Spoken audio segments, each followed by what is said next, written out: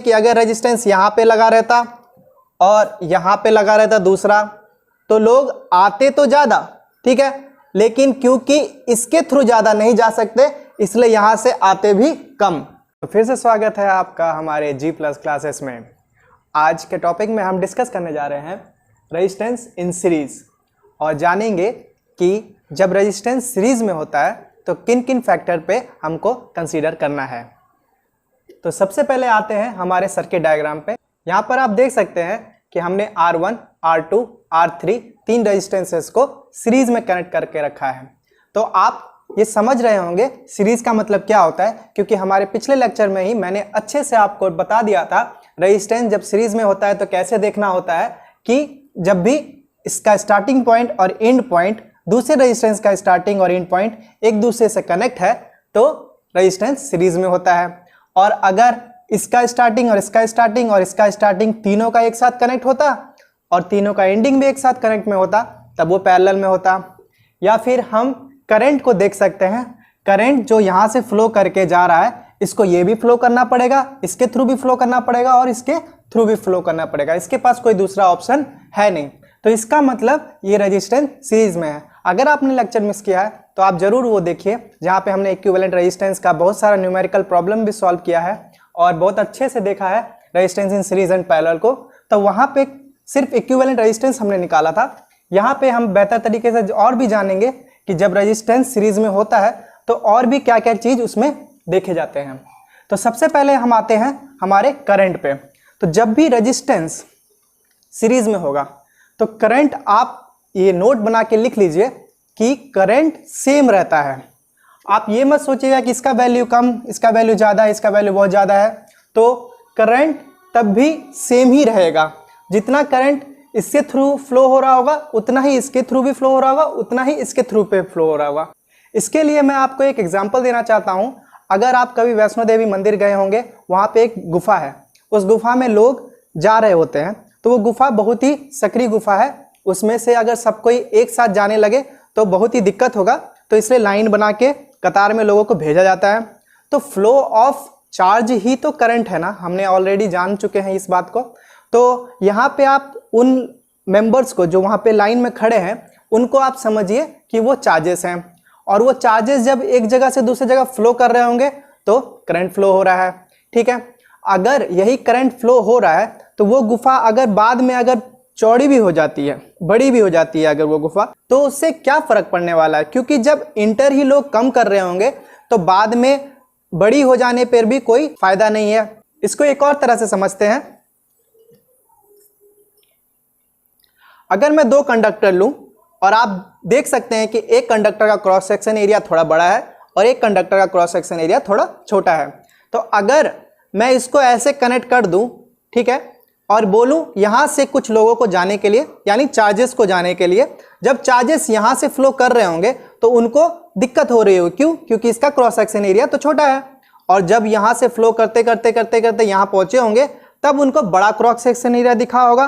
तो उस बड़े क्रॉस सेक्शन एरिया में जब वो फ्लो कर रहे होंगे तब उनको भले आसानी हो रही होगी, पर लोग जो यहाँ से घुसे होंगे, यानी चार्जेस जो घुसे होंगे, उनको तो यहीं पे दिक्कत हो गई होगी।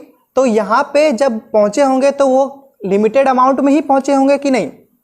अगर ये कंडीशन उल्टा भी कर दिया जाए, ठीक है, तो यहाँ से स्टार्टिंग में अगर क्रॉस सेक्शन एरिया आपको बड़ा दिखे, तो ऐसा तो है नहीं कि अगर लोग यहाँ पे बड़ा क्रॉस सेक्शन एरिया है तो एक बार में बहुत ज़्यादा जा सकते हैं, ठीक है, मान लेते हैं बहुत ज़्यादा एक बार में घुस जाएंगे, पर निकलेंगे तो नहीं ना वो। यहाँ पे भीड़ लग जाएगी, है कि नहीं।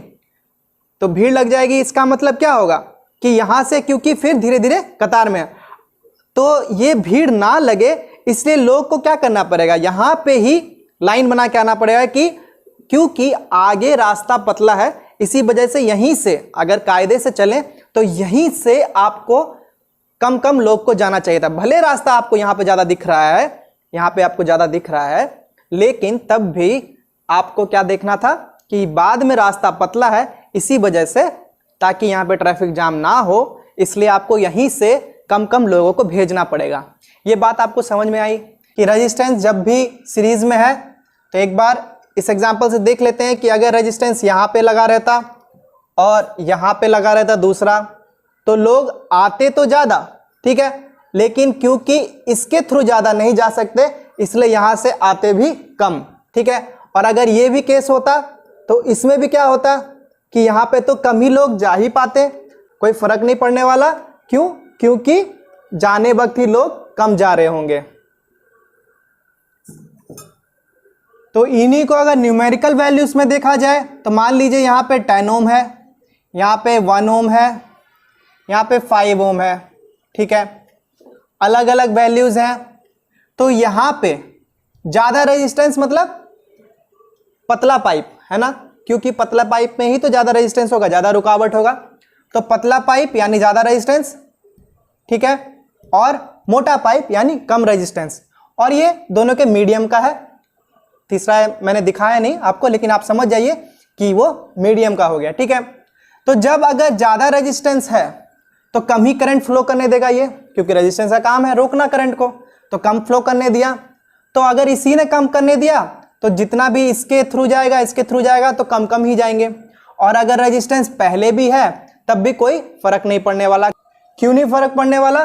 क्योंकि हमें इक्विवेलेंट रेजिस्टेंस देखना है। भले आगे पतला है पीछे मोटा है, या पीछे पतला है आगे मोटा है, उससे कोई लेना देना नहीं रहेगा, क्योंकि हमको ओवरऑल रास्ते का कंडीशन देखना है कि ओवरऑल रास्ता कैसा है। जब यहां से यहां जाइएगा या यहां से यहां जाइएगा तो आपको ओवरऑल किन किन रास्तों में दिक्कतों का सामना करते हुए आगे बढ़ना पड़ेगा, ये आपको कंसीडर करना है।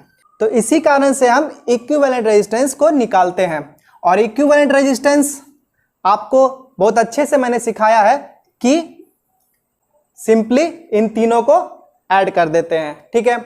और वो कैसे करते हैं, वो भी कैसे प्रूव हुआ है आज के लेक्चर में वो भी जान लेंगे। और करंट तो सेम रहेगा सारे रेजिस्टेंस के थ्रू, ठीक है। लेकिन वोल्टेज का क्या? वोल्टेज का क्या? वोल्टेज यहां पे जहां कम रेजिस्टेंस होगा या जहां ज्यादा रेजिस्टेंस होगा या फिर जहां पे मीडियम रेजिस्टेंस भी होगा, उसके हिसाब से वोल्टेज डिवाइड होता है। और इन तीनों को अगर जोड़ दिया जाए, इसके अक्रॉस वोल्टेज, इसके अक्रॉस वोल्टेज और इसके अक्रॉस वोल्टेज, तो इन तीनों का सम आएगा, वही सप्लाई वोल्टेज होगा आपका। सप्लाई वोल्टेज आप जितना भी V दीजिएगा वो V1 plus V2 plus V3 होगा। इसको हम एक्सपेरिमेंटल प्रूफ के साथ, बैटरी सोर्स के साथ मैं आपको करके भी दिखाऊंगा। तो यहाँ पे मैंने 3 बैटरीज ली हैं और यहाँ पे वोल्ट मीटर है जो कि हमको रीडिंग बताएगा इसके अक्रॉस के वोल्टेज की। तो अगर मैं यहाँ पे पहले चेक कर लेता हूँ सारे वोल्टेजेस कितने हैं ईच बैटरीज के। तो मैंने पहला चेक किया तो ये है 4 वोल्ट का, दूसरा ये है 3.6 वोल्ट का, तीसरा ये है 3.8 वोल्ट का। तो अगर आप कंसीडर करें तो लगभग सारे 4 वोल्ट में हैं। तो देखते हैं सीरीज़ कनेक्शन करने पे इनका वोल्टेज क्या होता है। सीरीज़ कनेक्शन का मतलब क्या हुआ कि अगर मैं इसका प्लस और इसका माइनस दूसरे बैटरी के प्लस से जोड़ दूं तो ये कनेक्शन सीरीज़ में हो गया। सीरीज़ में देखते हैं वोल्टेज कितना आ रहा है, तो ये 7.6 वोल्ट आ रहा है, तो जो कि लगभग 8 वोल्ट के आसपास आप समझ सकते हैं। और फिर अगर तीसरी बैटरी भी मैं सीरीज़ में कनेक्ट कर दूं तो मुझे उसका प्लस उसके माइनस से कनेक्ट करना पड़ेगा। तो इसके बाद देखते हैं टोटल वोल्टेज कितना आ रहा है, तो ये 11.5 वोल्ट आ रहा है। तो इसका मतलब जब सीरीज़ में हमने कनेक्ट किया सारी बैटरीज को तो उनके वोल्टेजेस ऐड हो गए हैं। तो देखा आपने कैसे हमारा 3 बैटरी सोर्स था, तीनों लगभग 4 वोल्ट्स के थे, ठीक है, तीनों 4 वोल्ट्स के थे लगभग। और जब मैंने तीनों को सीरीज़ में कनेक्ट किया तो आउटपुट क्या आ रहा था, मेरा सबका एडिशन आ रहा था। तो आप समझे कि सीरीज़ में जब भी बैटरी या रेजिस्टेंस रहते हैं तो उनके अक्रॉस जो वोल्टेज होता है वो टोटल सोर्स के वोल्टेज के अक्रॉस बना हुआ ही होता है। तो इस चीज़ से आपको समझ में आ गया होगा कि सीरीज़ में जब भी कनेक्ट करते हैं तो हमारा वोल्टेज डिफरेंट अलग अलग हो जाता है, लेकिन सारे वोल्टेज को अगर ऐड कर दिया जाए तो वो उतना ही होगा जितना यहाँ से सप्लाई किया गया है। तो इसी बात पे हमारे ओम्स लॉ ने जो फॉर्मूला दिया था वो आपको अच्छे से याद होगा, V = IR। ये भी हमने पिछले लेक्चर में ऑलरेडी कवर कर लिया है। अगर आपने इसको भी मिस किया है तो ये जरूर देखिए, बहुत अच्छे से वीडियो भी बना हुआ है। ठीक है। तो मैं इस वोल्टेज को अगर कंसीडर करता हूं, ठीक है, तो ये जितना भी होगा वो अभी जैसा कि मैंने कहा ना आपको तीनों का सम होगा, तो क्या होगा V1 plus V2 plus V3 होगा कि नहीं, ठीक है। अब V इक्वल टू क्या होता है, V इक्वल टू IR होता है, तो हमने ले लिया I इंटू R। I कौन सा, ये वाला करंट, क्योंकि ऑलरेडी इसमें सारा करंट सेम है। जो हमारे ये एमीटर मेजर कर रहा होगा वो चाहे इसके थ्रू हो, चाहे इसके थ्रू हो, चाहे इसके थ्रू हो, सारा सेम ही तो मेजर कर रहा होगा, तो वही करंट। और ये R कौन सा है, यही R इक्विवेलेंट का है, जो इन तीनों के वजह से है, ठीक है। तो इक्वल टू क्या होगा V1 जो ये वोल्ट मीटर यहां पे मेजर कर रहा है, यहां पे ये मेजर क्या कर रहा होगा, इसके अक्रॉस जो वोल्टेज है वो, तो उसके लिए formula V equal to IR होता है। तो V1 इक्वल टू इस बार भी IR लगाएंगे, पर I तो वही रहेगा क्योंकि I तो इसके थ्रू भी वही रहेगा, लेकिन रेजिस्टेंस कौन सा, पहला वाला है कि नहीं। फिर प्लस कर दीजिए, ठीक है। फिर ये वाला V2 में भी करंट तो वही रहेगा, लेकिन रेजिस्टेंस कौन सा, R2, और उसी प्रकार से I इंटू R3, ठीक है। इन सब में से I कॉमन निकाल लीजिए और यहां से I कॉमन निकाल लेंगे, तो ये सारा I कैंसल आउट हो जाएगा और हमको क्या मिलेगा, R इक्वल टू क्या मिलेगा, R1 plus R2 plus R3।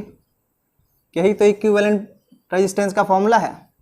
तो R इक्विवेलेंट हमारा क्या निकला, यानी इन तीनों रास्ते के जगह ओवरऑल हमको किसके थ्रू गुजरना है वो हमको R इक्विवेलेंट देता है, और इसी प्रकार से हम R इक्विवेलेंट निकाल लेते हैं, ठीक है। तो ये बस फॉर्मूला को कैसे डिराइव करना था वो मैंने बता दिया, और आपने इसके ऊपर बहुत सारे न्यूमेरिकल प्रॉब्लम ऑलरेडी हमारे पिछले क्लासेस में बना चुके हैं। वहाँ पे सिंपली मैंने आपको सिर्फ ये बताया था कि जब भी R इक्विवेलेंट निकालना हो सीरीज में तो आप सबको सिंपली ऐड कर दीजिए। तो देखिए वहाँ पे हम कर भी यही रहे हैं, सिंपली ऐड कर दे रहे हैं। पर एडिशनल इंफॉर्मेशन मैंने इस बार ये देनी चाहिए आपको कि करंट जब भी सीरीज में होता है तो सेम होता है, लेकिन वोल्टेज डिवाइड होता है। ये एक चैप्टर में लूंगा जिसमें वोल्टेज डिवीजन रूल भी आपको बताऊंगा और करंट डिवीजन रूल भी बताऊंगा। वैसे वो फर्दर क्लासेस के लिए इंपॉर्टेंट है, लेकिन आप जान जाएंगे तो ये आपके लिए अच्छी बात होगी। यहीं पे एक छोटा सा न्यूमेरिकल भी प्रॉब्लम ले लेते हैं। अगर मैं यहाँ पे 70 वोल्ट्स का बैटरी कनेक्ट कर दूं, ठीक है, और यहाँ पे 3 रेजिस्टेंस 10 ओम, 20 ओम और 5 ओम का लगा दूं, तो करंट कितना जा रहा होगा इस सर्किट में आप क्या निकाल सकते हैं। तो करंट जितना भी जा रहा होगा वो सेम जा रहा होगा, ये बात तो पता है आपको। तो I का फॉर्मूला हम इसी से डिराइव कर सकते हैं कि नहीं, आपने पढ़ा भी है। I इक्वल टू V/R होता है, ठीक है। वोल्टेज तो हम डायरेक्ट पुट कर सकते हैं, ये 70 वोल्ट, ठीक है। पर रेजिस्टेंस कौन सा पुट कर देंगे, ये वाला नहीं, R इक्विवेलेंट वाला रेजिस्टेंस, क्योंकि हमें करंट वो वाला करंट निकालना है जो कि यहां से फ्लो कर रहा है, ठीक है। तो वो सबके थ्रू फ्लो कर रहा है कि नहीं, इसलिए R इक्विवेलेंट निकालना पड़ेगा। मैं यहाँ पे R इक्यू लिख देता हूं ताकि आपको समझ में आए। तो R इक्विवेलेंट का फॉर्मूला क्या है हमारा, ये R1 plus R2 plus R3। तो R इक्विवेलेंट हमारा क्या आएगा, 10 प्लस 20 प्लस 5 35 ओम, ठीक है। 35 ओम हमारा आ गया R इक्विवेलेंट। तो 35 से आप डिवाइड कर दीजिए तो हमारा 2 एम्पियर आ जाएगा। यानी सर्किट में, यानी जो बैटरी है वो कितना करंट सप्लाई कर रहा होगा, और ये एमीटर कितना रीड कर रहा होगा, ये 2 एम्प्स रीड कर रहा होगा। समझ में आया आपको। करंट कैसे निकाल लिए, इजी था। अब अगर मैं पूछूं V1 इक्वल टू कितना है, V2 इक्वल टू कितना है और V3 इक्वल टू कितना है। V1 यानी I R1, यानी I इंटू R1। I क्या है हमारा 2 एम्पियर है और वो सबके लिए है, तो 2 इंटू R1 का वैल्यू 10, तो 10 टू ज़ा 20 वोल्ट, ठीक है। और V2 इक्वल टू क्या निकल जाएगा, I R2, क्योंकि V इक्वल टू होता है ना आई आर, तो I बट R कौन सा है इस बार, 2 वाला, ठीक है। तो करंट तो वही रहेगा, पर रेजिस्टेंस कौन सा हो गया आपका 20 वाला, तो 20 इंटू 2 40 वोल्ट, और फिर R3 वाला रेजिस्टेंस के साथ करंट मल्टीप्लाई करना है। करंट तो हमारा 2 ही है, पर R3 का वैल्यू 5 है, तो ये क्या आ गया 10 वोल्ट। अब अगर आप इन सब को ऐड कीजिएगा, जैसा कि मैंने स्टार्टिंग में ही कहा कि सारे वोल्टेज जो होते हैं एडिशन होते हैं जितना वोल्ट आपने सप्लाई में दे रखा है उसका। चेक भी कर लेते हैं हम, 20 प्लस 40 प्लस 10 आपका कितना हो गया 70 वोल्ट। तो ये आपको चीज समझ में आई, रेजिस्टेंस इन सीरीज में क्या क्या चीजें आपको कंसीडर करनी है। करंट सबसे पहले सेम रहेगा, ठीक है, और वोल्टेज डिवाइड हो जाता है, और जितना भी वोल्टेज आता है डिफरेंट रेजिस्टेंस का, सबका सम अगर किया जाए तो वो सप्लाई वोल्टेज के बराबर होता है।